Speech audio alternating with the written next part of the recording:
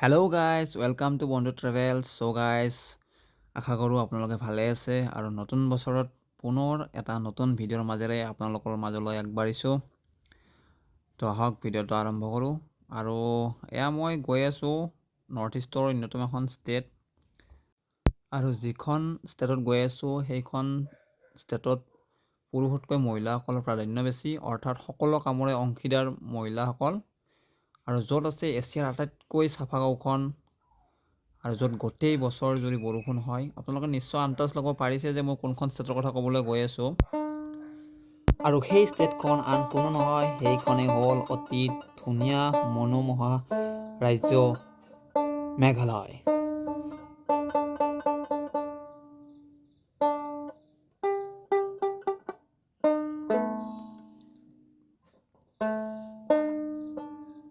তো এতিয়া আমি জানিম মেঘালয় শব্দটো কেনেকৈ আহিল। মেঘালয় দুটা শব্দৰ পৰা আহিছে, মেঘ যোগ আলয় অৰ্থাৎ মেঘৰ ঘৰ। ইয়াত চেৰাপুঞ্জী আৰু মৌচিনৰামৰ পৃথিৱীৰ ভিতৰতে আটাইতকৈ বেছি বৰষুণ হয়। গোটেই মেঘালয়খন গছ গছনি আৰু ধুনীয়া হ্ৰদ নদী আদিৰে ভৰি থকা বাবে ইয়াক স্কটলেণ্ড অফ ইষ্ট বুলিও কোৱা হয়, অৰ্থাৎ স্কটলেণ্ডৰ লগত তুলনা কৰা হয়। স্কটলেণ্ডৰ লগত তুলনা কৰা হিচাপে মেঘালয়খন কম ধুনীয়া নহ'ব। তো আহকচোন আৰু আগলৈ আমি আগবাঢ়োঁ। মেঘালয়খন গোটেই জংঘল হোৱা বাবে ইয়াত মুঠ তিনিটা প্ৰধান ট্ৰাইবছ আছে। এটা হ'ল খাচী, দ্বিতীয়টো হ'ল গাৰো আৰু তৃতীয়টো হ'ল জয়ন্তীয়া। ইয়াৰ উপৰিও হোজং, কোচ, মানসা, বড়ো, ৰাভাও জড়িত হৈ আছে। ইয়াৰ প্ৰায়ভাগ লোক খ্ৰীষ্টান ধৰ্মাৱলম্বী, প্ৰায় 75% খ্ৰীষ্টান ধৰ্মাৱলম্বী লোক, 11% হিন্দু আৰু 4% মুছলিম জনজাতীয় ইয়াত আছে। ইয়াৰ আটাইতকৈ ডাঙৰ ট্ৰাইবছটো হ'ল খাচী। আমি জানো যে ভাৰতবৰ্ষ এখন পুৰুষ প্ৰধান দেশ, কিন্তু মেঘালয়ৰ ক্ষেত্ৰত অকণমান বেলেগ। ইয়াত মহিলাসকলক ঘৰৰ প্ৰধান হিচাপে ধৰা হয়। মহিলাই ঘৰৰ সকলো কাম, সকলো দায়িত্ব পালন কৰে। আমাৰ অসমত যেনেকৈ মহিলাসকলক বিয়াৰ পিছত বিদায় দিয়া হয়, কিন্তু মেঘালয়ত সম্পূৰ্ণ ওলোটা। আৰু মই দেখিবলৈ পাইছোঁ যে ইয়াত মহিলাসকলে খেতি বাতিয়ে হওক বা অন্যান্য বেপাৰ বাণিজ্যতে হওক, সকলো কামতে আগ্ৰহী। তো এতিয়া আমি আহি পালোঁ মেঘালয়ৰ আটাইতকৈ ধুনীয়া লেক, উমিয়াম লেক, যিটোক আমি বৰাপানী লেক বুলিও জানো। আৰু এই লেকটো প্ৰায় 15 কিলোমিটাৰ অৰ্থাৎ 9.3 মাইল ঠাই আগুৰি আছে। আৰু এই লেকটোৰ ওপৰতে আপোনাৰ এটা ডেম আছে, আৰু সেই ডেমটো 1960 চনত আছাম ষ্টেট ইলেক্ট্ৰিচিটি বৰ্ডে তৈয়াৰ কৰিছিল। আৰু আপোনালোকে শুনি আচৰিত হ'ব যে এই লেকটো যি দেখিছে, এইটো সম্পূৰ্ণ মানুহেৰে তৈয়াৰী লেক, অৰ্থাৎ এইটো কোনো নেচাৰেল লেক নহয়। আৰু এনেকুৱা আৰ্টিফিচিয়েল লেক বনোৱাৰ এটাই কাৰণ হৈছে যাতে ইয়াৰ ওপৰত ডেম বনাই হাইড্ৰ' ইলেক্ট্ৰিক পাৱাৰ উৎপন্ন কৰিব পাৰে, অৰ্থাৎ কাৰেণ্ট উৎপন্ন কৰিব পাৰে।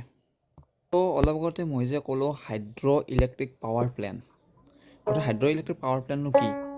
হাইড্ৰ' ইলেক্ট্ৰিক পাৱাৰ প্লেণ্ট হ'ল এনেকুৱা এটা প্লেণ্ট য'ত আমি যে কৈছোঁ যে লেকটো মানুহে আৰ্টিফিচিয়েলি বনাই তাত পানীটো ষ্ট'ৰ কৰি ৰাখে, আৰু এটা ডেম বনাই সেই ডেমৰ মাজেৰে আপোনাৰ চাৰ্জ টেংকলৈ পানীটো প্ৰেছাৰ টানেলেৰে ভাল্ভ হাউচলৈ পঠাই দিয়ে। আৰু সেই ভাল্ভ হাউচত কি থাকে, কিছুমান পেনষ্টক থাকে পাইপৰ নিচিনা, আৰু পেনষ্টকেৰে আপোনাৰ পানীটো প্ৰচণ্ড জোৰেৰে উলিয়াই দিয়ে। আৰু য'ত আমাৰ পাৱাৰ ষ্টেচন থাকিব, সেই পাৱাৰ ষ্টেচনত এটা টাৰ্বাইন থাকিব, আৰু সেই টাৰ্বাইনটোত আহি প্ৰচণ্ড জোৰেৰে পানীটো খুন্দা মাৰে, আৰু যিটোৱে কি কৰে সেই টাৰ্বাইনটো ঘূৰাই, আৰু তাৰ পৰা আমাৰ কি হয় ইলেক্ট্ৰিচিটি জেনেৰেট হয়। এইটোৱে হ'ল হাইড্ৰ' ইলেক্ট্ৰিক পাৱাৰ প্লেণ্ট চমুকৈ, যিটোত খৰচ কম হয় কিন্তু ডেমটোত অকণমান খৰচ পৰে। আৰু বহুত ৰিক্সো থাকে, কাৰণ কেতিয়াবা ডেম ফাটি বা ভাঙি গ'লে বহুত ফ্লাড হোৱাৰ সম্ভাৱনা থাকে। তো অকণমান ছাইডৰ মানুহখিনিৰ কাৰণে ৰিক্স হয় এইটো। তো এনেকুৱা বিজুলী উৎপন্ন কৰা বহুতো প্লেণ্ট আছে, থাৰ্মেল পাৱাৰ প্লেণ্ট আছে, নিউক্লিয়াৰ পাৱাৰ প্লেণ্ট আছে। আমি যদিও সহজতে ইলেক্ট্ৰিচিটি পাওঁ, অৰ্থাৎ বিজুলী পাওঁ, আমি অবাবত খৰচ কৰিব নালাগে, কাৰণ বিজুলী প্ৰস্তুত কৰিবলৈ বহুত কষ্টৰ প্ৰয়োজন বা বহুত মানে ৰিক্স। আৰু এতিয়া মই আহি ইয়াত শ্বিলঙৰ প্ৰায় মাজমজিয়া পাই গ'লোঁ। আৰু আপোনালোকে দেখিবলৈ পাব যে এয়া মই এতিয়া শ্বিলঙত নামিম, অৰ্থাৎ টেক্সিৰ পৰা নামিম। আৰু ইয়াৰ পৰা আপোনালোকে মেঘালয়ৰ বিভিন্ন ঠাইত যাবলৈ শ্বেয়াৰিং টেক্সি হওক বা বুকিং টেক্সি হওক পাই যাব। তো মই এতিয়া ইয়াত নামি ইয়াৰ পৰা মই যাম ডেমথ্ৰিং। তো খুব ৰাতিপুৱাই ওলাইছিলোঁ গুৱাহাটীৰ খানাপাৰাৰ পৰা, আৰু খুব ভোকো লাগিছে, কিবা এটা খাব লাগিব ইয়াত নামি। আৰু ইয়াৰ ওচৰ পাজৰত খুব ধুনীয়া ধুনীয়া বজাৰ আছে। আপোনালোকে ইয়াত নামি বিভিন্ন খোৱা বস্তুৰ লগতে আন বস্তুও কিনিব পাৰিব।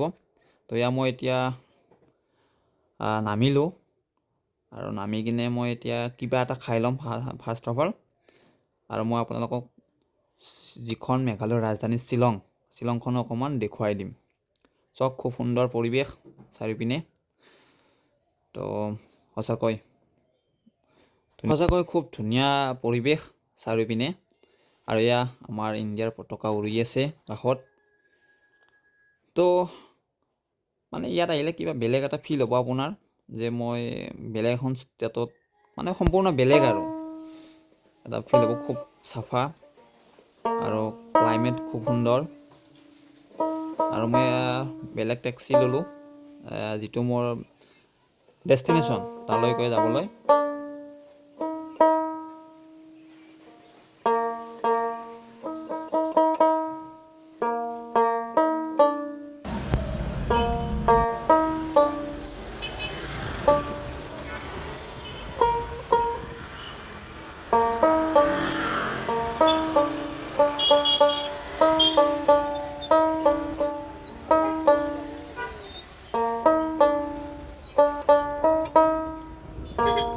তো ফাইনেলি মই ইয়াৰ ডেমথ্ৰিং আহি গ'লোঁ। খুব সুন্দৰ পৰিৱেশ এটাৰ মাজত আছোঁ।